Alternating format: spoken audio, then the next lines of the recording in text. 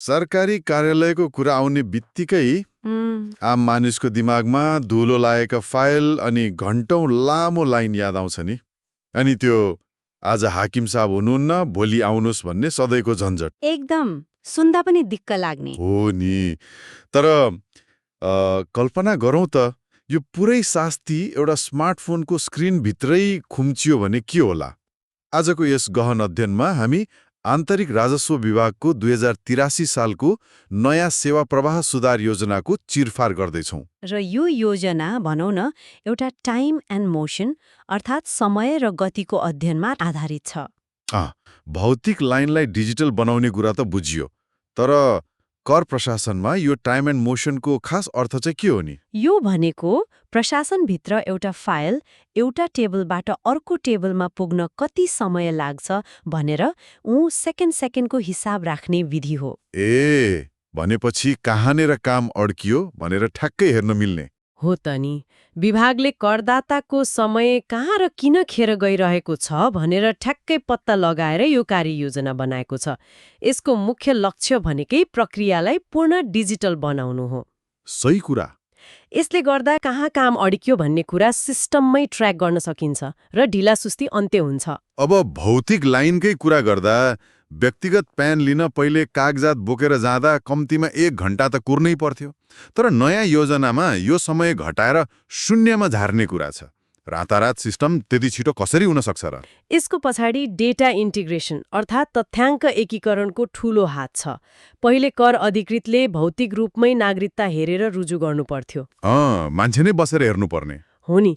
तर अब नागरिक एप वा राष्ट्रिय परिचय पत्रको प्रणालीलाई करको डेटाबेससँग सोझै जोडिँदैछ। मतलब कसैले प्यान एप्लाई गर्दा सिस्टमले राष्ट्रिय परिचय पत्रको सर्भरसँग 1 सेकेन्डमा डेटा ह्यान्डसेक गर्छ। वाउ, बीचमा मान्छेले हेर्नै परेन नि। सिस्टमले आफै पहिचान पुष्टि गर्छ। यसले गर्दा तुरुन्तै प्यान नम्बर पाइन्छ। सुन्दा त निकै राम्रो छ, तर प्राविधिक यथार्थ अलि फरक हुन्छ नि हाम्रोतिर। हजुर। सरकारी वेबसाइट भन्ने बित्तिकै सर्भर डाउन हुने आम समस्या छ। सिस्टमले डेटा तान्न खोज्दा सर्भर नै घुमेर बस्यो भने त उही 1 घण्टाको काम दिनभरि लम्बिन सक्छ नि। यसको ग्यारेन्टी खै त? स्रोत सामग्रीले यो प्राविधिक जोखिमलाई स्पष्ट रूपमा चिनेको छ। प्रतिवेदन अनुसार यो 24 घण्टा चल्ने सेवाका लागि कन्टिन्युअस मोनिटरिङ अर्थात् निरन्तर निगरानी संयन्त्र बनाइदैछ। भनेपछि सर्भर डाउन हुनु नदिने तयारी छ? एकदम। एउटा कोठामा बसेर कर्मचारीले कम्प्युटर हेर्ने मात्र होइन कि ब्यान्डविड्थ र सर्भर आर्किटेक्चरलाई नै अपग्रेड गरेर ट्राफिक लोड अटोमेटिक म्यानेज गर्ने प्रणाली बन्दैछ। ओहो, राम्रो। यो त व्यक्तिगत करदाताको कुरा भयो। साना व्यवसायलाई चाहिँ कस्तो फाइदा हुन्छ नि? उनीहरूले त ब्याङ्कको ऋणदेखि टेन्डर हाल्नसम्म हरेक वर्ष कर चुक्ता प्रमाणपत्र लिनै पर्छ। साना व्यवसायीका लागि त यो झनै ठूलो गेम चेन्जर हो। पहिले कर्मचारीले फाइल पल्टाएर बक्यौता हेर्न करिब 1 दिन लाग्थ्यो।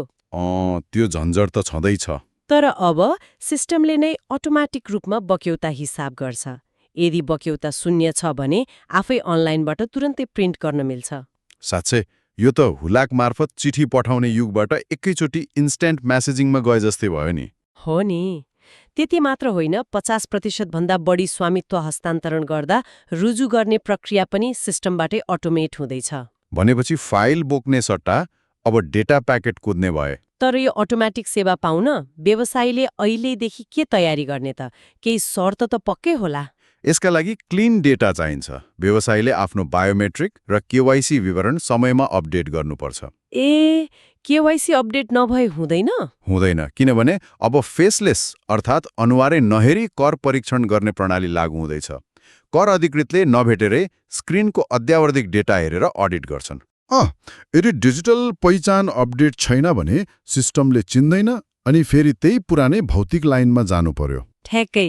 त्यसैले केवाइसी र डिजिटल पहिचान सुस्त राख्नु नै मुख्य तयारी हो। भनेपछि समग्रमा हेर्दा यो 2083 को योजना कर सङ्कलन गर्ने मात्र नभएर करदाताको समयको सम्मान गर्ने साँच्चै करदाता मैत्री कदम रहेछ। पक्कै पनि। डिजिटल प्रणालीमा अभ्यस्त हुनु अब विकल्प रहेन, अनिवार्य आवश्यकता नै भइसक्यो। एकदम सही कुरा। अब यदि कर कार्यालयले यो फेसलेस मोडल सफलतापूर्वक लागू गर्यो भने नि यहाँनिर एउटा गम्भीर प्रश्न उब्जिन्छ। कस्तो प्रश्न? यदि सबैभन्दा जटिल मानिने राजस्व प्रशासनले बिना भौतिक उपस्थिति यति छिटो सेवा दिन सक्छ भने आम नागरिकले दैनिक शास्ति भोग्ने राज्यका अन्य सुस्त निकायहरूले चाहिँ यही मोडल अपनाएर आफूलाई कहिले रूपान्तरण गर्लान्, यो पक्कै पनि मननयोग्य विषय छ।